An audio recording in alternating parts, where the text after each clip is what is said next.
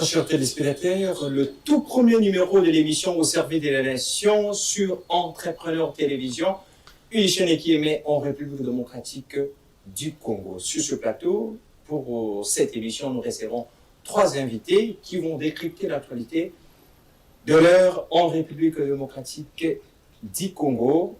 Sur ce plateau, nous avons Maître Patient, que je reçois avec beaucoup d'enthousiasme. Bonjour Maître.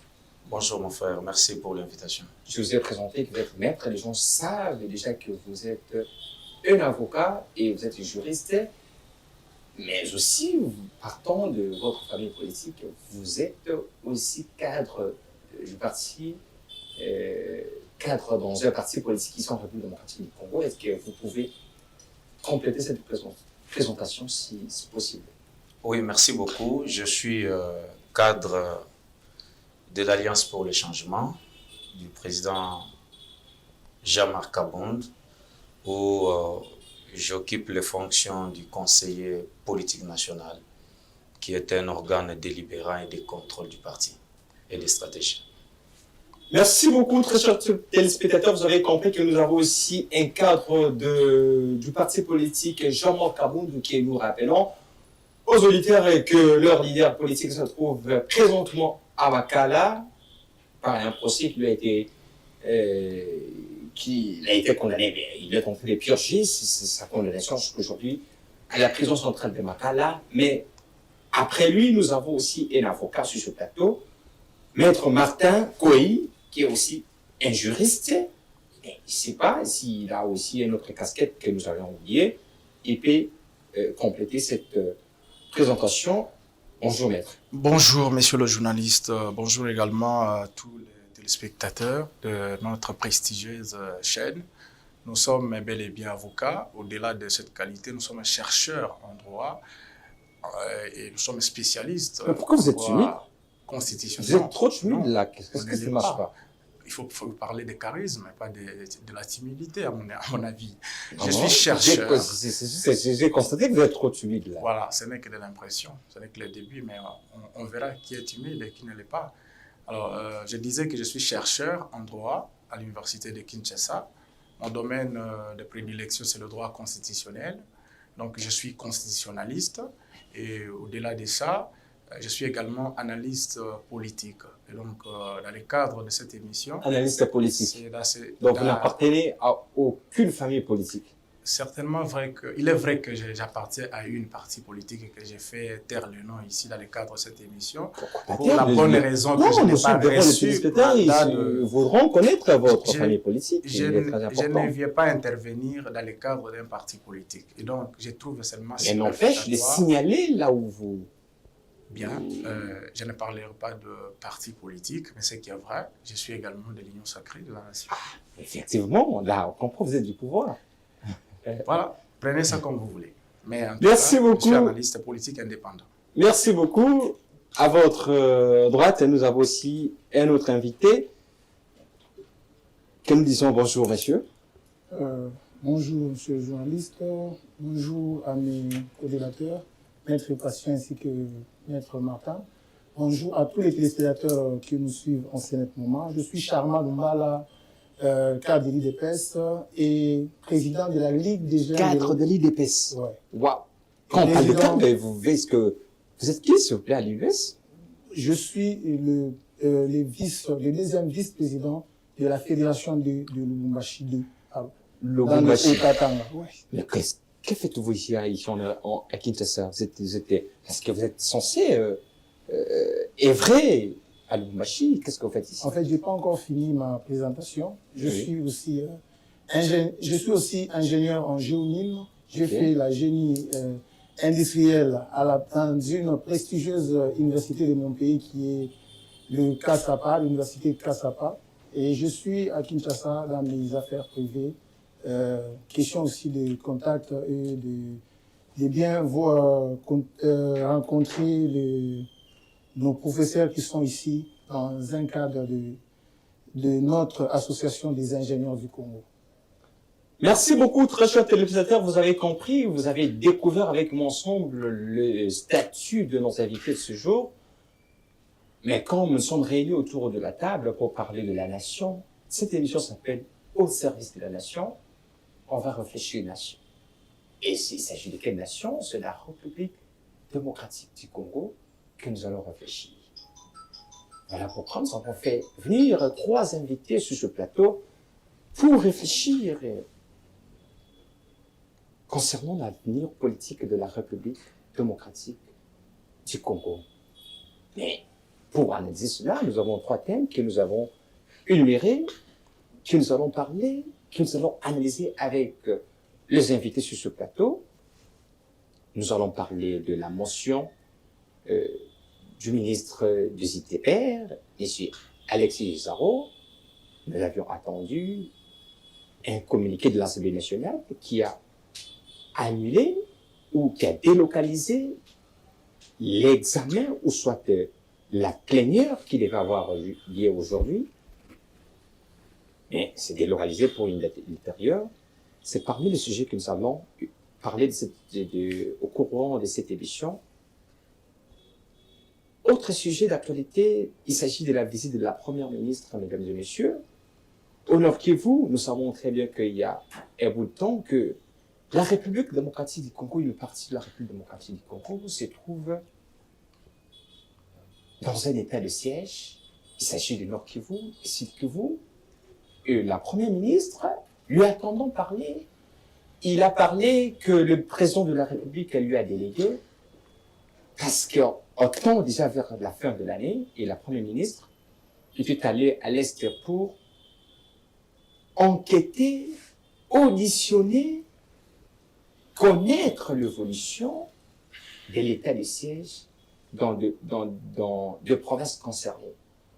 Ce sont les questions que nous allons discuter avec nos invités sur ce plateau. Le 3e sujet, nous allons parler de la révision de la Constitution de la République démocratique du Congo. Ce sont les 3 sujets qui nous ont permis de faire venir de compatriotes sur ce plateau pour discuter ensemble sur ces questions. Mais avant de commencer, je demanderai de l'indulgence envers mes invités que je vais classer un petit mot concernant l'assassinat de 3 journalistes, ou plutôt pas l'assassinat, mais la mort de 3 journalistes ici en République démocratique du Congo, que nous demandons au ministre des Affaires intérieures de diligenter des enquêtes sérieuses et surtout d'appréhender les auteurs de ces gens-là qui ont causé la mort à nos confrères et consoeurs. Aujourd'hui, nous avons assisté, l'Union nationale de la presse congolaise a rendu un communiqué que 4 journalistes sont décédés au courant de ce mois. Entre autres, il y a une journaliste plutôt de la RTNC qui était attaquée par des criminels. Monsieur le ministre des Affaires intérieures, s'il vous plaît, ce que nous faisons comme travail demande aussi votre appui. Si vous nous laissez, on sera toujours appréhendé par les criminels comme ça. D'où je demande à tous vos services diligenter des enquêtes sérieuses. Pas des enquêtes comme nous avons déjà eu sur ce pays, dans ce pays, avec des enquêtes qui n'intéressent pas à son bon port. Nous demandons des enquêtes sérieuses pour connaître l'auteur de ces morts et surtout, on a bien précisé que les criminels provenaient du Congo. Donc, à proximité de la RTNC. Un journaliste qui est mort revenait de ses services et il était appréhendé par des criminels qui provenaient du Congo. Mais non, tant on ne sait pas, est-ce que les camps érigent maintenant des criminels ou soit érigent maintenant comme nous savons qu'ils érigent des militaires. Monsieur le ministre, vous avez ces cris d'alarme pour diligenter des enquêtes sérieuses pour connaître les auteurs de cette criminalité que nous avons assistée aujourd'hui. Merci beaucoup. Très chers téléspectateurs, je donne la parole au premier à Maître Patient. Il faut toujours ajouter béni. Maître Patient béni, oui. Voilà. Je donne la question. Nous avons parlé de la visite de la Première ministre à l'Est de la République démocratique du Congo. Il était récemment hier là-bas et il a clôturé sa visite là-bas, recommandée par le président de la République démocratique du Congo. Ma question est de savoir, pouvons-nous continuer avec l'état de siège ou non? Merci beaucoup pour cette question. D'abord, excusez-moi de vous dire que l'état de siège, c'est une aventure de mauvais goût en République démocratique du Congo. Je vais vous surprendre. Pourquoi? Parce que ce sont des mécanismes bien constitutionnellement établis, mais que ça a été fait sans beaucoup plus de réflexion. Excusez-moi, je serai trop dur envers... Avez-vous les preuves? Je vais vous dire, la Constitution donne les cadres. Il n'est pas dit que lorsqu'une loi vous autorise à faire telle ou telle chose, il faut directement le faire parce que la loi dit. Il faut regarder ce qu'on dit aussi, l'aspect technique, les modes de faisabilité pour appliquer cette disposition. Pouvons-nous continuer avec l'état de siège? Je crois que ce n'est pas à moi de répondre à cela. Non, un Congolais qui voit l'évolution de la situation. Mais c'était une aventure de mauvais goût, qu'on enlève ou qu'on n'enlève pas, ça n'a rien apporté. Là où je peux faire des commentaires, c'est dans ces pays, je ne sais pas si les animateurs des institutions connaissent leur pouvoir réel. J'ai été éduqué par une seule phrase. Le président de la République m'a délégué ici pour évaluer la situation. Tout à fait, c'est ça la déclaration de la Première ministre. C'est ce que j'attaque. C'est ça la déclaration de la Première ministre. Laissez-moi vous dire que c'est une honte. Comment ça? La République est gérée au quotidien par la Première ministre ou le Premier ministre. Ce n'est pas le président de la République. Mais c'est lui qui l'a nommé. Non. Oui, c'est lui. Il est nommé par le président de la République. C'est ça le problème. Oui. Ce n'est pas le président qui gère au quotidien la République. Il est les garants de la nation. Ça, ce sont des mots d'honorabilité. C'est lui qui gère la République, c'est le Premier ministre. Voilà pourquoi nous avons une mauvaise culture dans ce pays. Il fallait qu'elle dise quoi? J'arrive. Nous avons une mauvaise culture dans ce pays où même il y a une question qu'on peut interpeller le bourgmestre, on dit président de la République. Ce qui fait qu'aujourd'hui, même le bourgmestre qui inaugure les toilettes publiques, il dit que c'est la vision du chef de l'État. Alors on se pose la question, la vision du chef de l'État en matière de toilettes publiques vient d'où? Parce que quand vous lisez la loi sur la libre administration des provinces et la décentralisation, ou les entités territoriales décentralisées, les ETD, on vous montre les compétences des bourgmestres sur le matière de la salubrité au niveau des municipalités. C'est la même chose quand je remonte. L'armée et la police appartiennent à qui? Si je peux poser comme une question à une personne. Quand vous lisez la Constitution, ça appartient au gouvernement. Il s'agit de quelle disposition constitutionnelle? Ah, vous voulez que je vous lise ça? Mais tout à fait, il faut donner on vous a dit au début que cette émission doit être rationnelle. Ok. Quand on parle de la rationalité... Pour ne pas prendre le temps, je termine mon idée, je vais vous donner la disposition. Tout à fait, continuez. Donc, Madame la Première ministre ne doit plus nous dire que le président de la République lui a envoyé. Parce que lui, en tant que chef du gouvernement, il a les services de renseignement, il a le ministre de la Défense, de l'Intérieur. Ils se réunissent chaque vendredi dans les réunions des conseils des ministres. Ils se font le rapport chaque jour. C'est là où même j'ai toujours eu mal. Mais il fallait qu'elle dise quoi? Je vais te donner la phrase qu'il faut dire pour ne pas prendre beaucoup de temps. C'est l'erreur grave que le président de la République a commis dans ce pays d'organiser le conseil des ministres chaque vendredi. Les questions d'État ne se règlent pas dans une semaine. Parce que chaque semaine, si vous faites le petit calcul avec moi, dans chaque conseil des ministres, le président fait des recommandations. Il donne des instructions au ministre. Et on arrive l'autre vendredi, il y a d'autres instructions qui sont ajoutées pendant que les anciennes instructions n'ont pas eu la solution. Dans un état sérieux, on organise les conseils des ministres sur des questions. Donc elle devait dire, en tant que chef du gouvernement, c'est les phrases qui te cherchent, je vous les donne, en tant que chef du gouvernement, je suis venu ici pour évaluer la situation telle que les rapports nous ont été présentés dans différents conseils des ministres. Même le président de la République est préoccupé par cette situation. Parce que là, il n'était pas seul. Il était accompagné des parlementaires, des députés. Tout à fait. N'est-ce pas? Donc l'évaluation n'est pas une évaluation d'une seule institution. C'est une évaluation multisectorielle.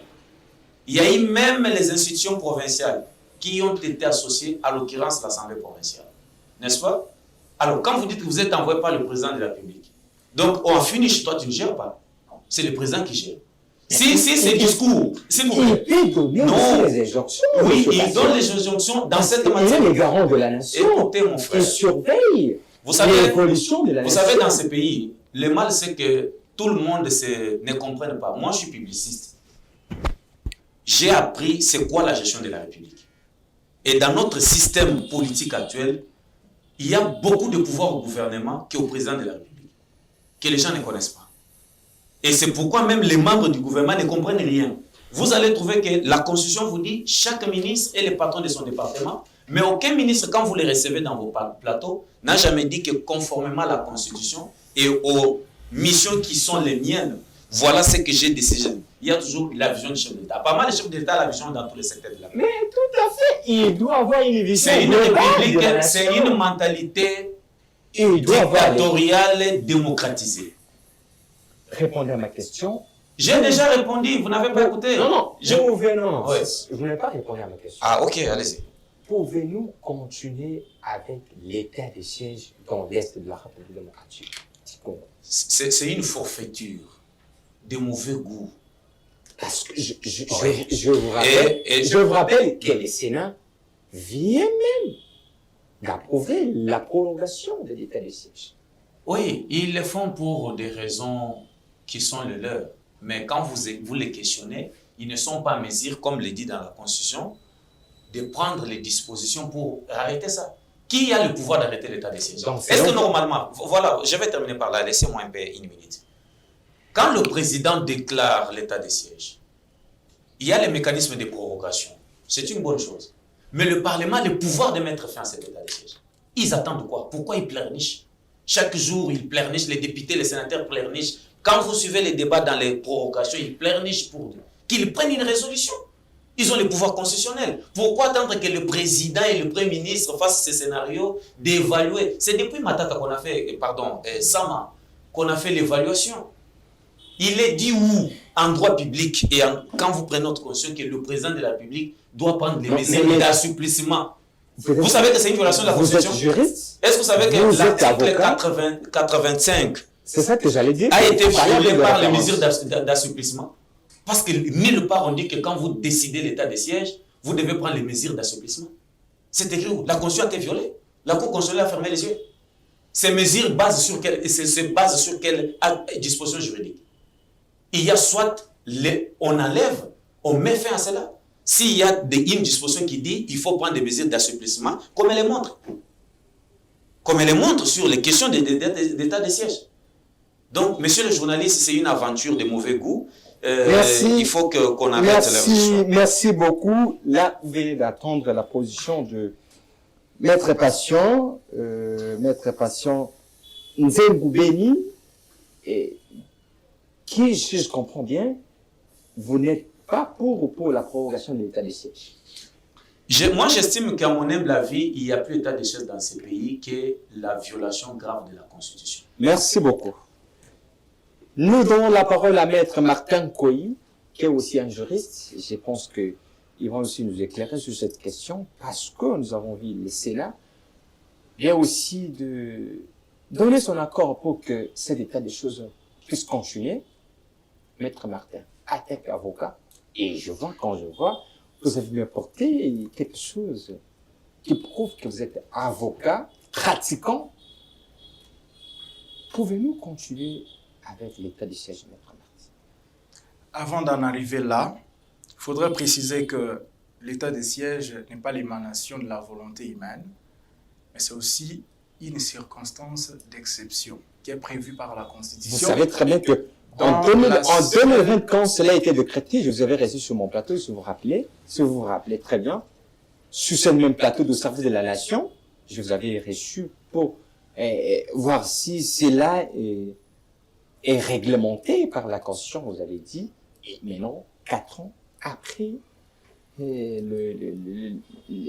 après qu'on ait décrété l'état de siège, est-ce que pouvons-nous continuer avec cet état de siège, M. Marc? Vous m'avez juste pris au mot. J'étais en train d'expliquer les contours, que c'est la Constitution qui prévoit l'état de siège sous un régime bien organisé. Et donc, les conditions étaient donc accomplies et le chef de l'État a, par son pouvoir discrétionnaire, décrété cet état de choses conformément à la Constitution. En ce qui concerne les prorogations, il y a un bon nombre d'affirmations ici. Si nous sommes pendant l'état d'exception, les mesures sont proportionnelles à l'attaque qu'il faut rejeter. Est-ce que la guerre a cessé à l'est du pays? Est-ce que la population a cessé d'être à l'insécurité? Repli stratégique. La population est encore dans l'insécurité, donc le danger est permanent.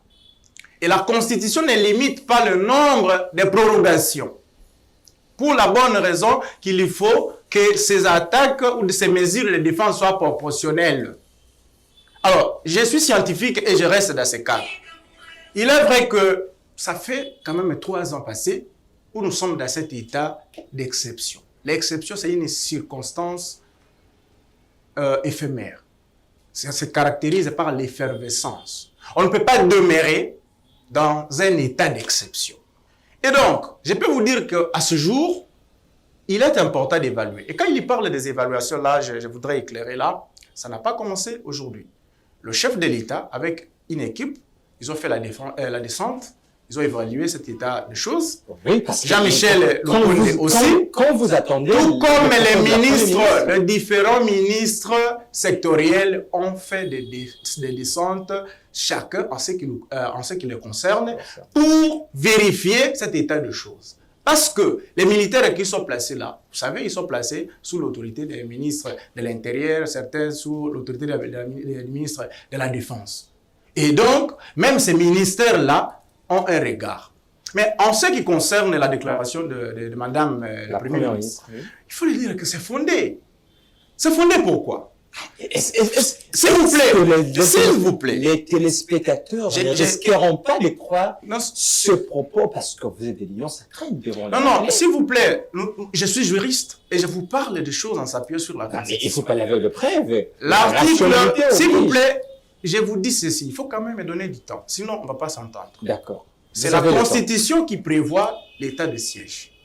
C'est la même Constitution qui donne le pouvoir au chef de l'État de décréter cet état de choses.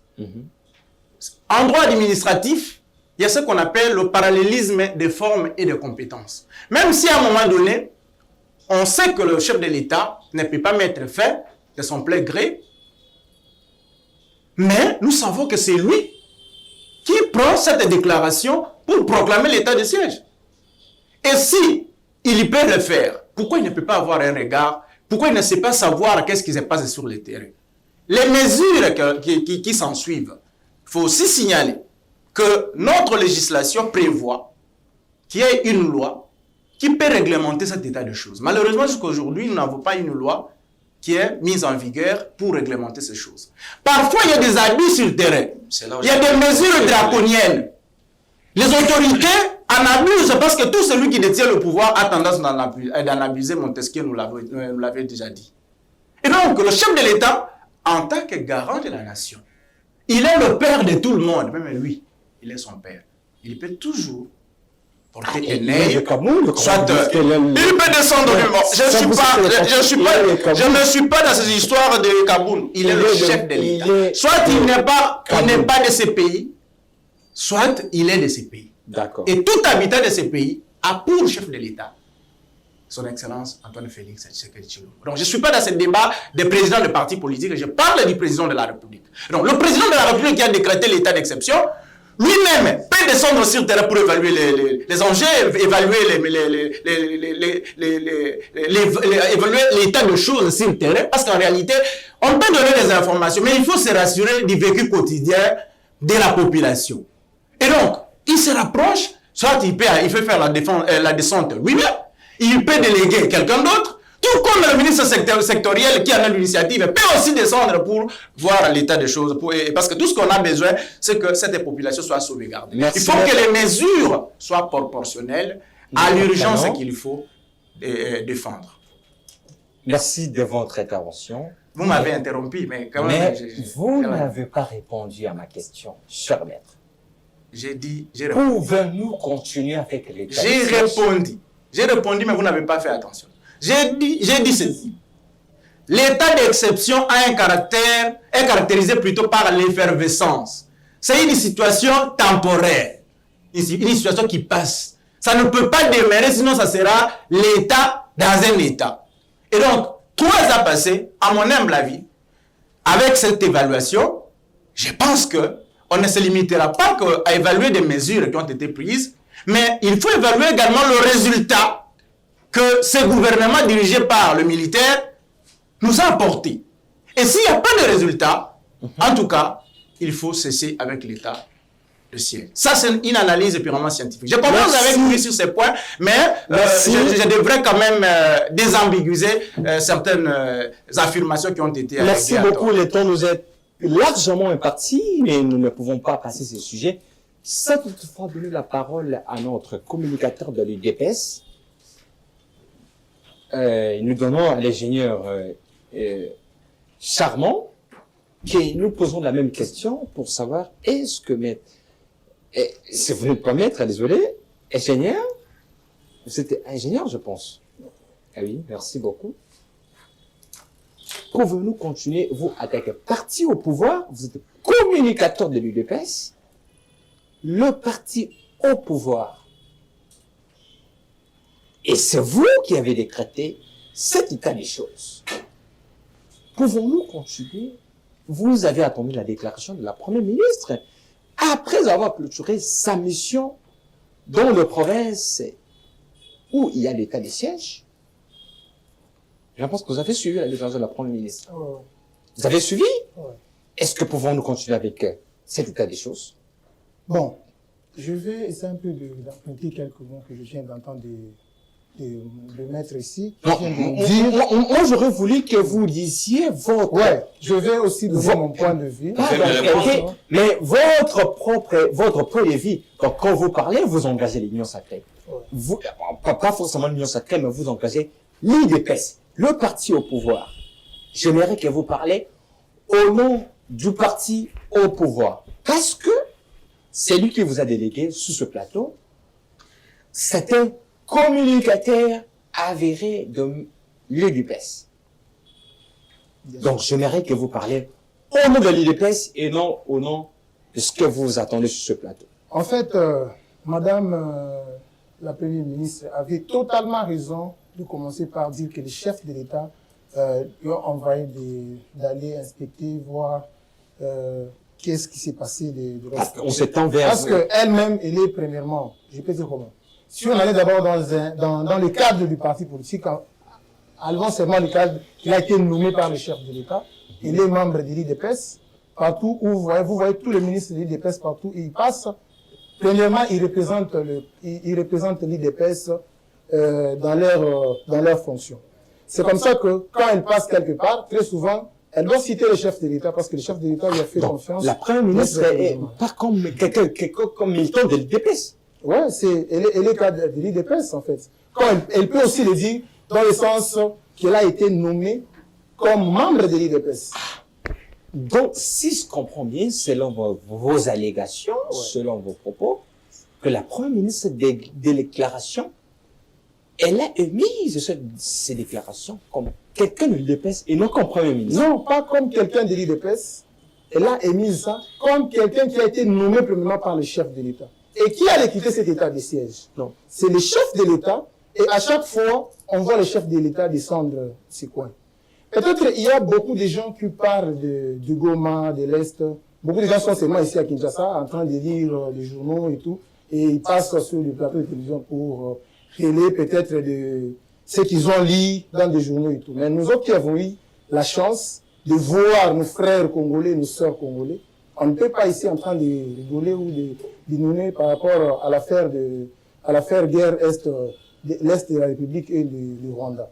C'est comme ça que, comme il y a un ministre, parce que vous avez vu, elle n'était pas seule, elle était accompagnée par le membre du gouvernement, par le député provincial de l'Est. Voilà. Le président de la République leur a confié cette mission. Parce que je vois beaucoup de gens dire que, oh non, cet état de siège, le président de la République doit nous arriver cet état de siège, ça nous en profite en rien. Tant que un péril national continue de se faire à Goma, on doit toujours, parce qu'on ne sait pas, est-ce qu'on doit arrêter la prorogation à deux reprises, à 3 reprises, à 4 reprises. Là, la Constitution ne dit rien. Et on doit continuer avec cet état de siège jusqu'à ce qu'on va avoir des résultats attendus. OK. Merci beaucoup. Vous aviez compris, mes très chers téléspectateurs, vous avez compris la position sur ce plateau du parti au pouvoir, l'Union sacrée de la nation, particulièrement l'UDPS, qui va lui donner sa position que la Première ministre peut continuer avec l'état de siège, n'en disconvient pas, nous n'avons pas aussi de monopole, et condamné, selon l'UDPS, sur ce plateau, que la Première ministre, ou soit le pays, doit continuer avec l'état de siège. Sur ce terme, que nous basculons directement au deuxième sujet, qui parle de la motion de défiance du ministre des IDPR, M. Alexis Gisaro, qui est sous la chaise injectable, comme d'autres confrères me disent, il est sous la chaise injectable. Très chers téléspectateurs, pour rappel, que le ministre des IDPR devrait être aujourd'hui devant les élus du peuple. Plutôt, on devait examiner cette motion pour voir si le ministre doit continuer avec son mandat ou soit il peut laisser ses mandats. Et d'emblée, nous avons vu hier, nous avons vu quelques jours avant la tenue de cette plénière, le bureau de l'Assemblée nationale avait communiqué officiellement par rapport au report de cette motion de défiance. Tandis que tout était programmé, que le ministre on devait examiner cette question aujourd'hui lundi, mais cette question n'a plus vu lieu aujourd'hui parce qu'il y avait un rapport. Voilà pourquoi je donne directement la parole à Maître Martin Koyi, qui est aussi, même si nous ne les recevons pas sur ce plateau comme cadre de l'Union sacrée, mais aussi membre de l'Union sacrée pour savoir qu'est-ce qui ne passe pas à l'Union sacrée, cher Martin. Parce que, quand on voit la mention, les initiateurs de cette mention font partie de votre famille politique. Quand bien même vous n'intervenez pas comme quelqu'un, l'Union sacrée Matin, chercheur, quelle liste faites-vous en général de cette question du ministre des IDPR qui les élus, le peuple ont décidé qu'il doit partir? Merci beaucoup. Avant d'en arriver là, parler de la motion, qui du reste est encore dubitative jusqu'à présent, parce que nous ne savons pas réellement s'il y a une motion. Parce que quand vous parlez... Non, il y a une réellement motion. S'il vous plaît. Non, parce que, non, s'il vous plaît. Vous ne pouvez pas parler dans la supposition. Il ne faut pas... Parce que ça a été déjà aligné qu'on devait examiner la question aujourd'hui lundi. La liberté... Par le président de la Chambre. Je ne suis pas obligé de penser comme vous et de dire les choses comme vous. Non, mais déjà, vous dites que... S'il vous plaît, oblige. Déjà, vous avez dit que... La rationalité oblige, mais je suis en train d'analyser les évidences. Vous avez dit qu'il y a certains membres de l'UDPS qui ont signé cette motion, et pas plus tard qu'hier, on a vu un communiqué de l'UDPS. Non, pas de l'UDPS. Il y a un communiqué de l'Assemblée nationale. Non, reportant. Non, c'est peut-être que vous n'êtes pas informé. Et je vous apprends qu'il y a eu aussi un communiqué de l'UDPS. Non, ça c'est pour désavouer. Non, mais c'est ça que je suis en train de vous dire. Désavouer. S'il vous plaît, restons dans ce terme. Restons dans ce terme qu'il y a eu mention et qu'il y a eu certains membres de l'UDPS. Alors qu'il y a un communiqué qui dénonce cela. Donc il y a un doute quelque part. C'est pourquoi j'ai mis ça entre parenthèses. Alors, face à cette ambiguïté-là, je suis sûr que le bureau, ce sont des individus, ce sont des personnes aguerries qui travaillent là-dessus. Quand ils ont vu que parfois il y a des irrégularités, peut-être qu'il y a des doutes, alors reporter, ce n'est pas annuler. Heureusement que vous avez dit reporter. C'est pour examiner. C'est pour, s'il vous plaît, c'est pour ultérieur, ça peut être demain. Quelque chose qui est ça peut être lundi. J'ai dit, mais reporter quelle est cette obligation d'abord? Si c'est prévu, il faut que ça soit comme ça. Parce qu'en fait, dès le départ, ça pose problème. Il se pose évidemment problème. Peut-être qu'il y a même un défaut. Il faut que l'on renvoie pour qu'on puisse d'abord désambiguiser toutes ces questions. Et quoi de plus normal que de renvoyer plus tard pour vérifier réellement si ce sont des fantômes ou des individus qui existent, des députés qui ont reçu le mandat du peuple, qui ont signé cette motion. Je ne suis pas là. Je voulais tout simplement vous dire ceci. Ils ont reporté. Cela n'a rien à voir avec ce que vous insinuez. Lorsqu'on classe déjà une question, l'Assemblée nationale a plutôt un règlement intérieur. Donc, quand on classe une question, une mention de défiance, ce n'est pas une mention d'information. Ce n'est pas question d'information. Mention de défiance. Et l'Assemblée nationale classe cela. Cela veut dire que non. Donc, toutes les dispositions liées au règlement d'intérieur de l'Assemblée nationale étaient prises en compte. Merci beaucoup. On ne peut plus dire de la supposition. Non, je peux quand même parler. On ne peut plus dire de la supposition. Est-ce que vous avez appris ce qu'on appelle le cas fortuit, cas de force majeure? Cela veut dire? En fait, lorsqu'il y a des événements qui font que la situation qui a été prévue d'être ne le soit pas. Quand vous dites que le règlement existe, quelle est la disposition? S'il vous plaît, quelle est la disposition? Non, moi je veux que vous soyez cohérents. Quelle est la disposition de ce règlement qui dit qu'on ne peut en aucun cas renvoyer une motion déjà programmée? Non, je n'ai pas dit cela. Alors, mais s'il n'y en a pas, tout ce qui n'est pas interdit est permis. Moi, je vous ai dit qu'il faudrait d'abord se rassurer sur la modalité de cette motion-là. Il faut se rassurer sur les acteurs, les députés qui ont signé. Et c'est le bureau qui a décidé de renvoyer. Renvoyer ne signifie pas annuler. Ça peut se faire demain, le lendemain. L'ultérieur, ce n'est pas éternel. Et donc, que l'on ne se fasse pas des procès d'intention sur une question claire. S'il y a une motion signée par des députés, 50 députés comme on le prétend, bien évidemment, on aura la motion. Et d'ailleurs, ce n'est pas parce qu'on a la motion que l'on doit limoger directement quelqu'un. On doit examiner. On doit examiner cette motion. On doit voter cette motion. Pourquoi c'est tracassé? Pourquoi on doit s'agiter alors qu'il y a toute une procédure? L'auteur de la motion peut toujours revenir avec la même motion. Merci, voilà. Merci beaucoup. Cette annulation est due en quoi? Ce n'est pas annulation. J'ai dit le report. Les reports. Seul le bureau peut l'apprécier. Et ce bureau-là n'est pas composé que déjà de la majorité. Qui a classé l'examination de cette motion? Ce n'est pas le bureau? Je vous ai dit ici que l'autorité qui a le pouvoir de faire peut défaire. C'est ça le principe de parallélisme des formes et des compétences. Si la même autorité qui a fixé la motion, pour une raison ou une autre, se rend compte qu'il faut renvoyer parce que les conditions ne sont pas réunies, qui nous sommes pour juger ces autorités-là? Vous voyez? Donnons l'état au temps. Il faut éviter des procès d'intention. S'il y a la motion, on va l'examiner. Nous sommes dans un pays démocratique. Merci beaucoup. Nous venons de suivre l'analyse de maître Martin Koyi, qui est aussi cadre de l'IDPS, un cadre de l'Union sacrée. Je donne la parole directement à monsieur Passion, qui est aussi un cadre, un parti d'opposition, mais il intervient, je ne cesse de rappeler, qu'il intervient sur ce plateau comme un juriste, tout à fait, un publiciste. Il n'engage pas son parti politique, il m'en avait prévenu. Depuis le début de cette émission, maître, vous avez suivi l'analyse sur les rapports et sur plutôt la motion de défiance du ministre des IPPR.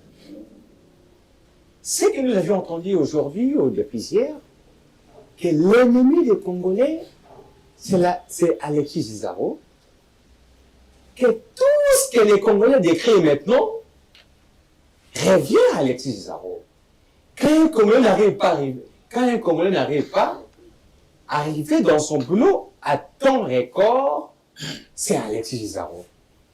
Voilà. Quand les Congolais mortels ont des problèmes d'arriver à leur boulot respectif, c'est Alexis Gisaro. Ma question est de savoir, qui est derrière cette mention? C'est vous, Jean-Marc Aboud, ou c'est d'autres familles politiques? Merci beaucoup. Avant de vous répondre, je voulais vous répondre par rapport à la promesse que je vous avais faite sur les compétences du Premier ministre. Je donne l'article 90 qui détermine son pouvoir et vous prenez l'article 91 qui dispose que dans son alinéa 3, les Congolais peuvent lire, on n'a pas le temps de le faire. Ok, merci. L'armée, la police et les services de sécurité appartiennent au gouvernement. Donc, ces services sont sous l'autorité du gouvernement.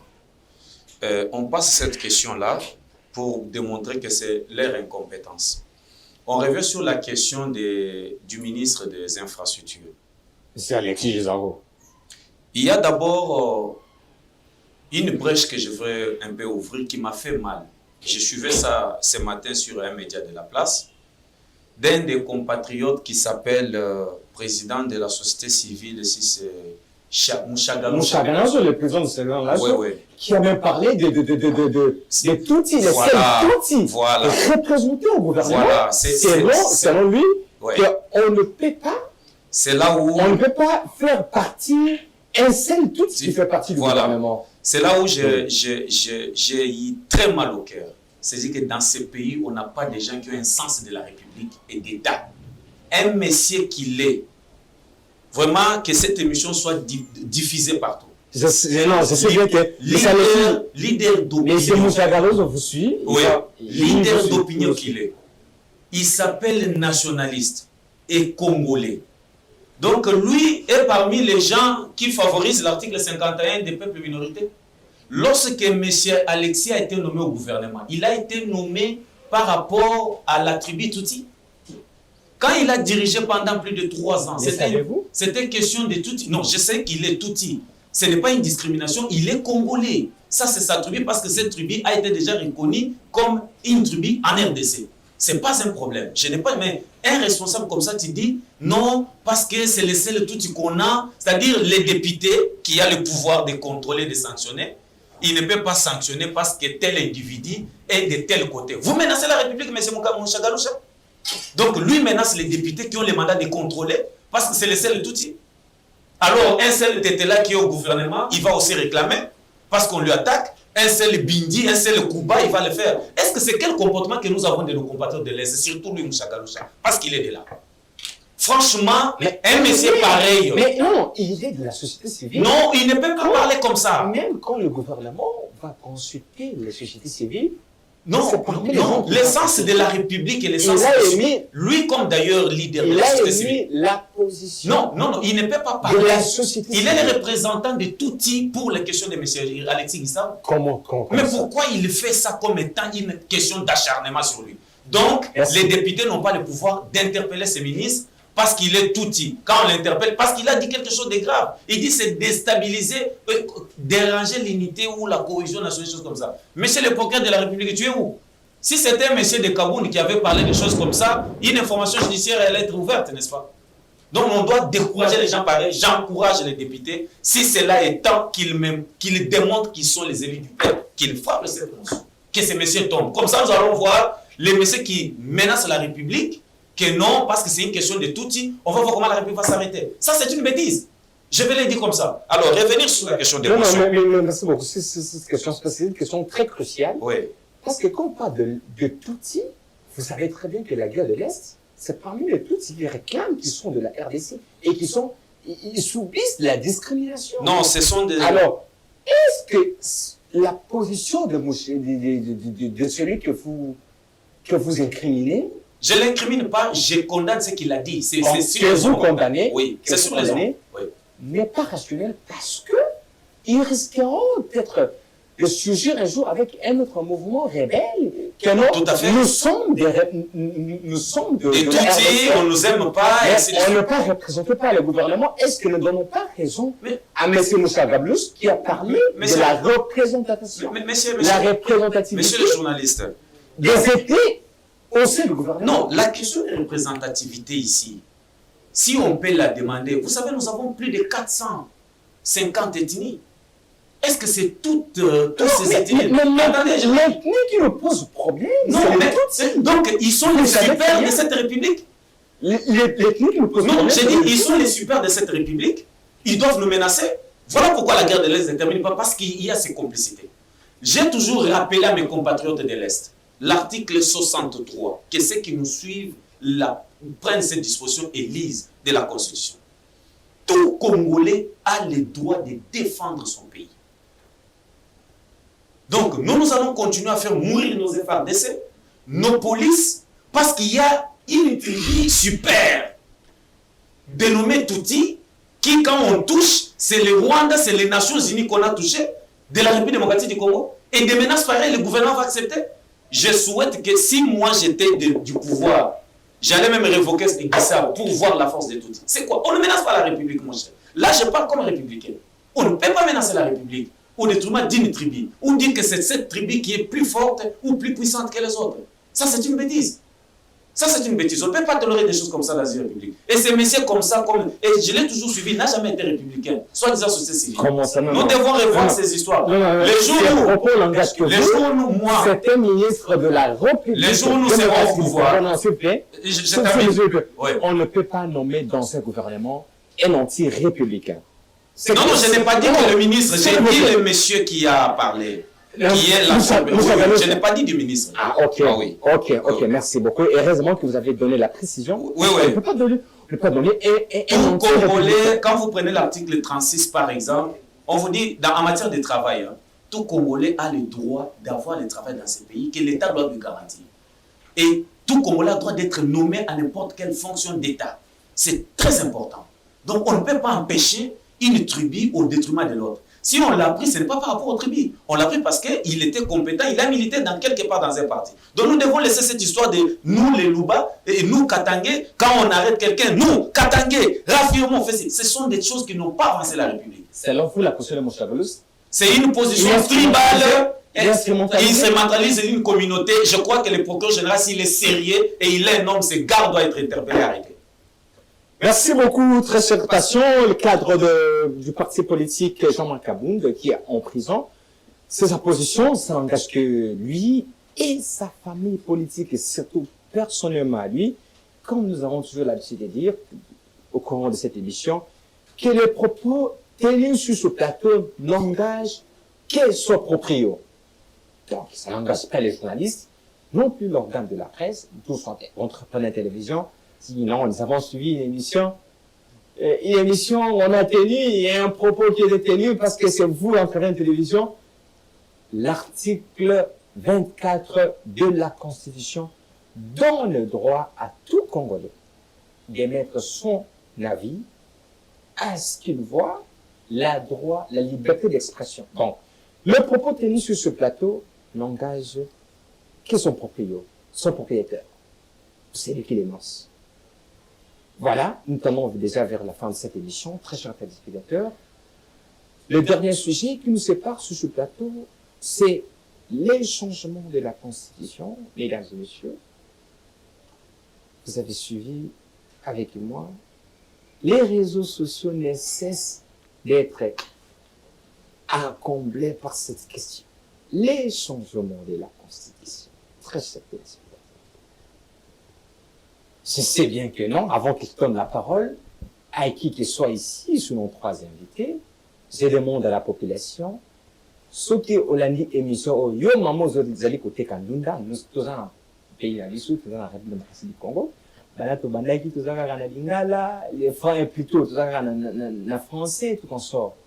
Yo maman, nunda, aux allez kosala émission, aux allez kolanda émission, nous donnons le droit à tous les spectateurs, à tous les téléspectateurs de cette émission, yo qui ont peut-être propos, invité à l'objet à propos, ils ont arrêté. vous avez le droit de vous filmer. Ça, la selfie. Que non, tellement makambo pas mettre patient à l'audio, ça le kuta. Réalité, ils en débrouillent. Si vous avez cette vidéo, on a un numéro affiché au bord de vos écrans. Donc, on diffuse réaction na yo, et yo moko au comimona la réaction na yo. C'est là que nous demandons à tous les spectateurs, parce que, oyo ba, invité bazali kolobana kati émission, oyo, ce n'est pas une parole de magie. Nous disons ça. Vous avez une contre-vérité. Faites une émission, bon, plutôt, faites une vidéo, envoyez-nous sur ce numéro, nous allons la diffuser pour éclairer l'opinion. Mesdames et messieurs, troisième sujet. Mais avant qu'on arrive au troisième sujet, on remet quelques minutes à l'ingénieur pour nous éclaircir sur cette question de la motion de défiance. Bon, ingénieur. si ça dépendait que de Non, s'il vous plaît. C'est ça ma question en fait. Parce qu'on a placé Tenabi Kabino pour avoir pouvoir. On a une réponse. Tikotak. Bilo le Bozali na simaya. Émotion.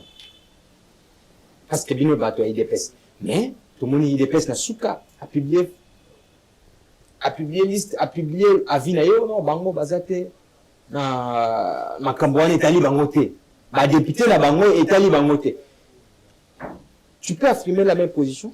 Mais bien sûr, des ATDC, c'est un regroupement qui a des députés qui sont congolais, qui vivent au Congo, qui voient là où ça ne va pas, ils disent que non, ça ne va pas. En fait, nous, en Ligue de Presse, on n'est pas comme d'autres partis politiques où vous êtes là comme si c'était une messe.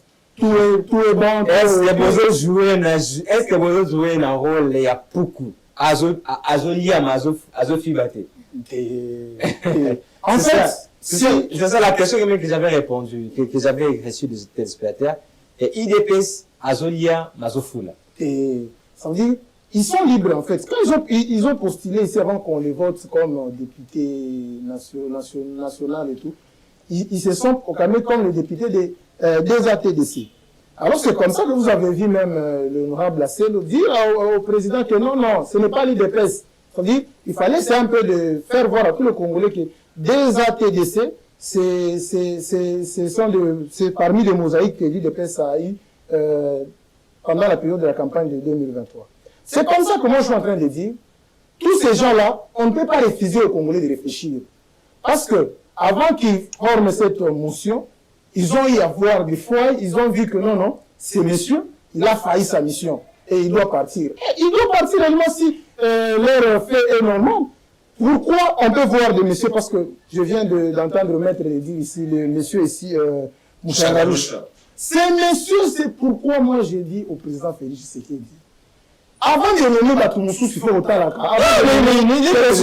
je sais qu'il n'est pas le président de la République. Non, je ne parle pas de M. Mouchangaloucha. Je parle du ministre Alexis. Quand il a été nommé là-bas, on n'a pas consulté les Tutsis.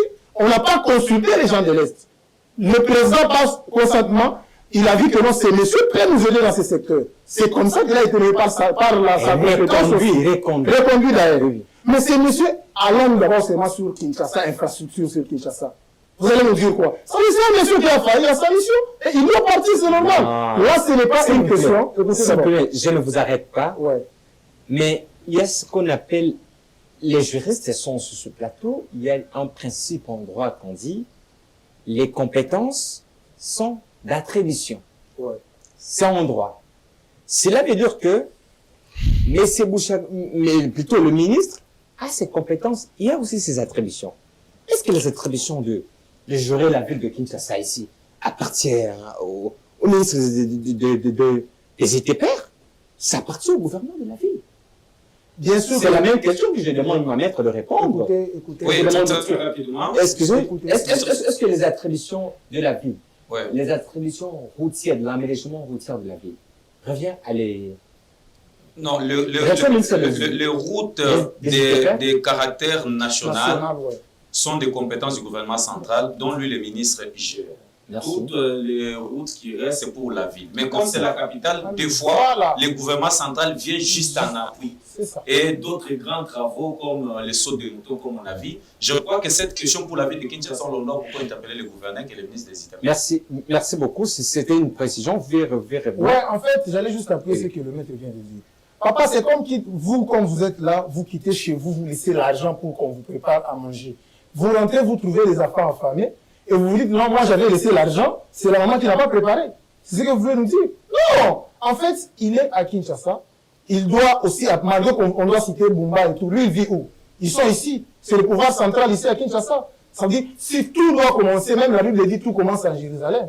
Là où toi tu es, Donc, rien ne va. Donc, il doit partir. Oui, il doit, si vraiment C'est la prochaine de l'IDPS. oui, il doit partir. Si il faut qu'il parte, c'est parce que les députés qui ont dit cette motion, ils ont compris que c'est M. Mario qu'on l'a reconduit. Il est incompétent tel part, il a des déficiences tel part, et on trouve qu'on doit changer notre La ministre. route Kalambambouji n'a jamais terminé. Merci beaucoup de votre position, maître Martin Koyi. Pouvez-vous glisser sur un mot sur cette question Très rapidement, à ce que je sache... Non, de la révision de la Constitution. Ah, ok. Nous sommes plus, je sais pas ce qu'il devait clôturer avec cette question. Nous revenons sur le dernier sujet qui nous prend. Je donne 2 minutes à quelqu'un parce qu'on nous sommes déjà vers la fin de cette émission. Maître Martin, nous vous donnons la parole pour la révision de la Constitution, une question qui fait jaser. Nous savons très bien que tout Congolais, il y a toutes les facettes des Congolais où ce qui compose la République démocratique du Congo se divise sur cette question. Il y a d'autres qui sont pour le changement de la Constitution. Il y a d'autres qui sont contre le changement de la Constitution. Vous, en tant qu'aussi cadre de l'Union sacrée, mais en tant que juriste en droit, que pensez-vous sur cette question du changement de la Constitution, de la République? Merci beaucoup pour cette question. Là, j'interviens en tant que constitutionnaliste. Donc, pas de couleur politique. Et je préserve cette intégrité scientifique. En fait, il est question donc de préciser le concept. Parce que le concept est utilisé de manière alternée. Vous avez 2 minutes. Tantôt, révision de la Constitution. Tantôt, changement de la Constitution. On ne se situe pas. Mais vous êtes de l'Union sacrée, vous devez vous Je ne suis situer. pas venu ici comme membre de l'Union sacrée. Non, Encore vous que je êtes- le répète, j'interviens comme un constitutionnaliste. Merci L'Union beaucoup. sacrée, ce n'est pas l'État. Je suis libre de dire ce que je pense parce que je n'ai pas séché les bas à l'uniquine pour dire ce que les gens me dictent de dire. Merci. Je préserve mon intégrité. Vous et c'est avez la pour parole. L'amour de la patrie. Vous avez la parole. J'ai dit ceci. Nous devons opter pour un concept. Parce que chaque concept est soumis à un régime précis. Changement de la Constitution n'est pas égal à la révision de la Constitution. Je dois le dire. Révision de la Constitution est constitutionnelle et changement de la Constitution est politique. Donc, vous comprenez? Comment ça? Changement de la Constitution. Comment vous l'expliquez, maître? Je l'explique clairement. Comment vous l'expliquez? Prenez l'article 218 jusqu'à 220, vous allez trouver le régime de révision de la Constitution. D'ailleurs, c'est intitulé « Révision de la Constitution ». C'est ça le titre. On ne parle pas des changements.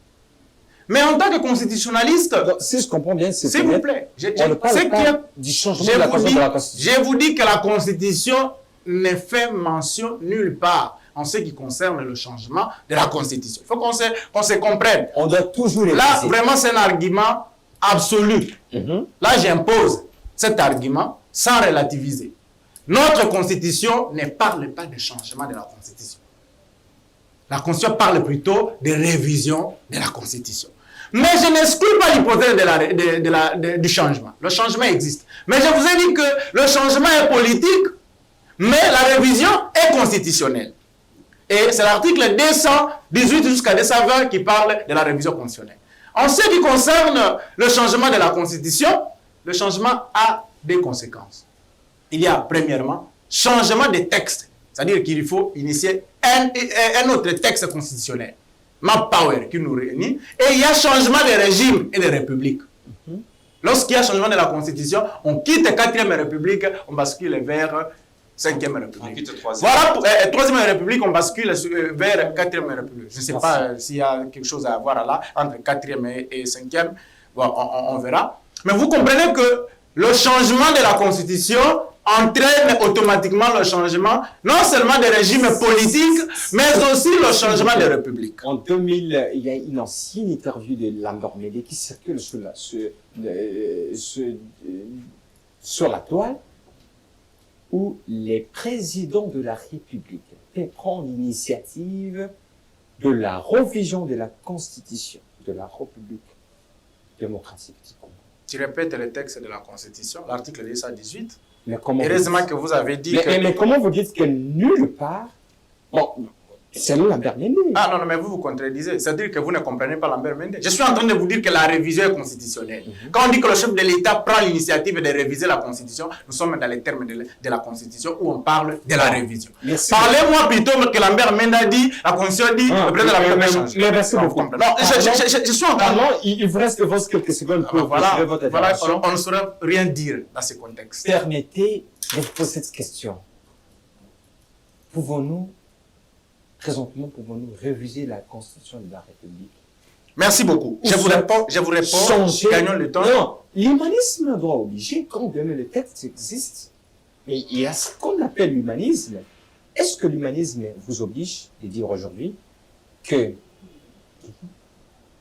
l'humanisme peut vous obliger de dire en quelques secondes de réviser la Constitution, réviser ou soit j'ai dit la révision de la Constitution, oui, parce que la quasi-totalité des travaux que j'ai eu personnellement à corriger à l'UNIKIN plaident dessus en termes de perspective au changement, ou plutôt à la révision de la Constitution. Mais le changement de la Constitution, seul le chef de l'État connaît les témoins et les avis. Profitez aussi de votre de la fin directement. Je vais dire, à la question de la révision de la Constitution, la Constitution l'a réglementée et personne ne peut s'en opposer. Surtout que notre Constitution actuelle est appelée à s'adapter aux réalités nouvelles parce que les Constitutions ne sont pas des tentes dressées pour le sommeil, elles sont appelées à s'adapter. Mais en ce qui concerne la révision, seul le chef de l'État sait, parce que lui-même il est garant de la nation, il va savoir les mobiles qui nous poussent à quitter une république vers une autre. Merci beaucoup de votre intervention, maître. Nous avons compris que Maître Martins a abusé du temps qui lui a été accordé. C'est 2 minutes, et même au-delà de 2 minutes, et je pense que vous n'allez pas faire aussi de même. Vous êtes un chercheur, même si on vous suit comme chercheur. Pouvons-nous réviser la Constitution ou soit... Je veux vous demander... Soit changer la Constitution. Je veux vous demander très rapidement que j'ai beaucoup de choses à dire sur cette question, de bien vouloir me réserver un temps. Prière d'être conçu. Oui, oui. En un mot, lorsqu'on veut changer la Constitution, on doit préciser la matière.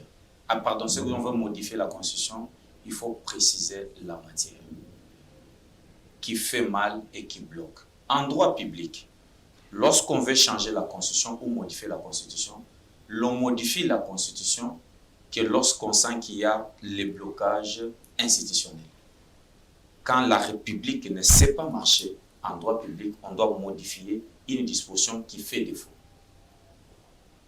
Et lorsque vous voulez maintenant aller dans les cadres de changer, c'est-à-dire enlever, d'abord en droit constitutionnel, ça sera un coup d'état constitutionnel parce que ces mécanismes ne sont pas prévus. Vous êtes juriste. Oui. Je vous rappelle que vous êtes juriste, vous devez parler. Oui, ces mécanismes. Vous devez parler tout en étant rationnel. Je suis très rationnel en droit constitutionnel quand la Constitution est rigide et souple, c'est-à-dire elle n'a pas prévu les mécanismes de son abolition, et c'est nullement sur le plan de droit constitutionnel qu'une Constitution prévoit sa mort.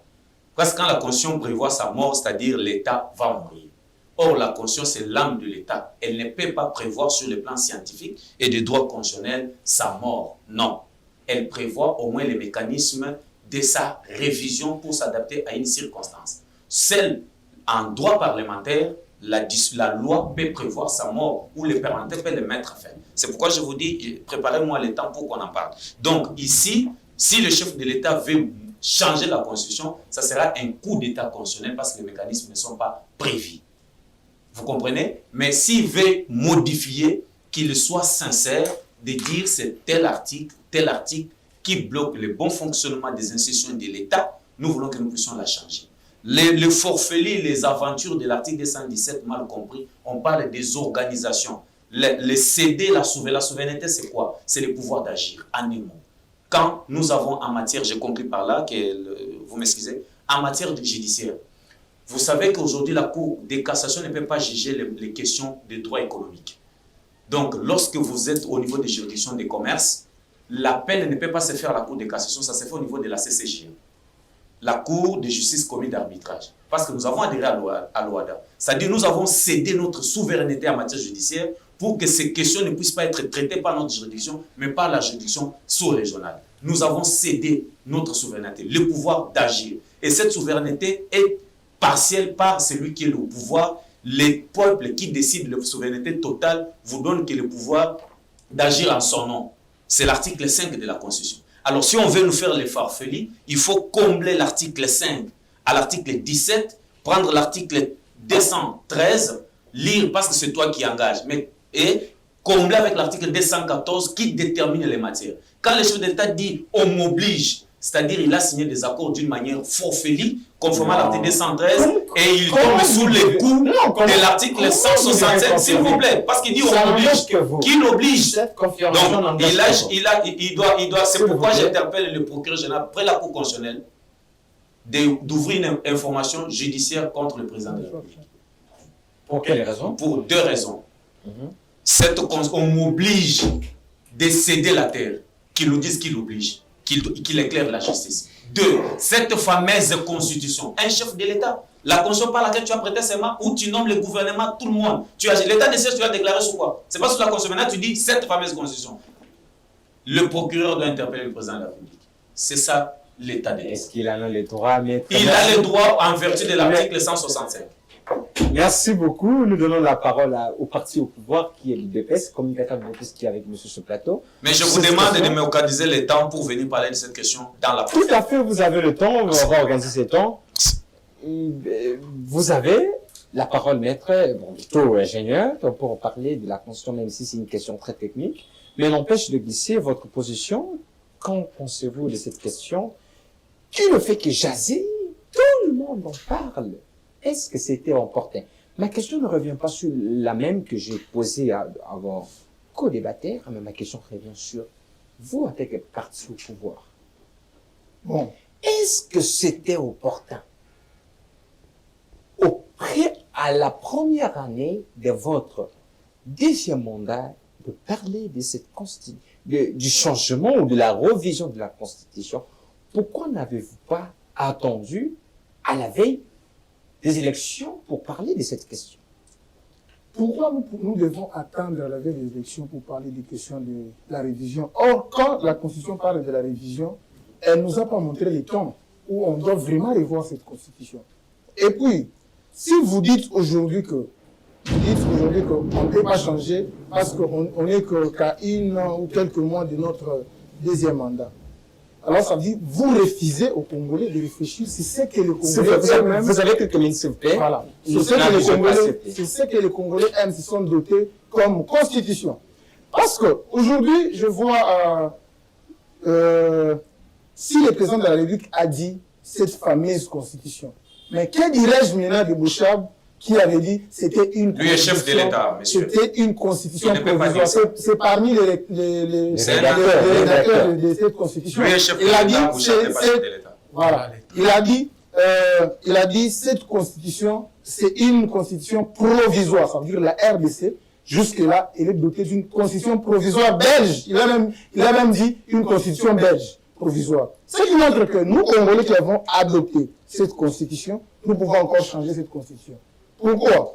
Parce que tout ce qui n'est pas dit, tout ce qui n'est pas interdit est permis. Comme eux-mêmes, les gens du droit le disent. Non, c'est interdit. Tout ce qui n'est pas permis, tout ce qui n'est pas interdit est permis. Ça veut dire, comme la Constitution, elle, en question, elle s'est arrêtée sur la révision. Et cette révision, elle peut être une révision totale. On peut réviser vraiment tous les articles. Est-ce que quand on va parler de la révision, est-ce qu'on va parler de vous devez réviser 3, 4, il y a des articles qu'on ne peut pas réviser. Mais il y a des articles qu'on ne peut pas réviser, bien sûr, je n'en disconviens pas. Mais les mêmes peuples qui ont adopté ça, c'est les mêmes peuples qui est derrière le président. C'est les peuples qui vous avez fait ces statistiques que le peuple a derrière les choses. Vous avez passé par un référendum pour voir qu'il est derrière eux. Monsieur, arrêtez d'affirmer les choses. Est-ce que jusque-là, cette question est déjà entrée à l'Assemblée nationale? Mais est-ce que c'est que Avant que cette question entre à l'Assemblée nationale, le seul que je suis, que nous sommes, s'il vous plaît, nous allons adopter, nous allons passer au référendum. Celui à le référendum avec les moyens. L'argent des conseillers et autres, c'est pas le référendum. Le référendum, c'est une élection. les agents qui ont gagné les élections de la CENI ne sont pas. Nous allons passer au référendum et nous, Congolais, nous allons nous adopter d'une constitution. Non, pas vous, Congolais, vous, les îles de Metz. Non, nous, Congolais, nous allons, voilà, vous commencez à me refuser les droits d'être Congolais. Là, nous, les Congolais, voilà, nous, les Congolais, nous allons nous adopter d'une autre constitution faite par nous-mêmes Congolais qui va adapter à notre vie quotidienne. C'est quoi qui vous bloque pour que vous puissiez... Merci, maître, s'il vous plaît, nous allons déjà vers la fin de l'émission. La technique nous a déjà fait mention qu'on doit clôturer cette émission, mais je demande une clémence à l'équipe technique pour 30 secondes à chacune pour clôturer cette émission. Si vous m'accordez, je leur donne la parole, mais si au cas contraire, j'aime faire cette émission, la technique, si possible, je peux accorder 30 secondes à l'équipe. Merci, je donne la parole, merci de votre accord. Je donne la parole à Maître Martin qui doit clôturer avec 30 secondes. Merci. Dans ces débats, en tant que constitutionnaliste, je pense que je m'impose pour dire que est-ce que la Constitution peut être changée? Oui. Est-ce que la Constitution peut être révisée? Oui. Est-ce que le changement de la Constitution est prévu par le texte? Non. Mais est-ce possible? Oui. Parce que le peuple, le parallélisme, je reviens toujours ici, des formes et des compétences.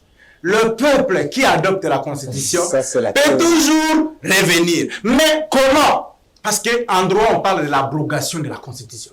Et lui ne va pas me contredire.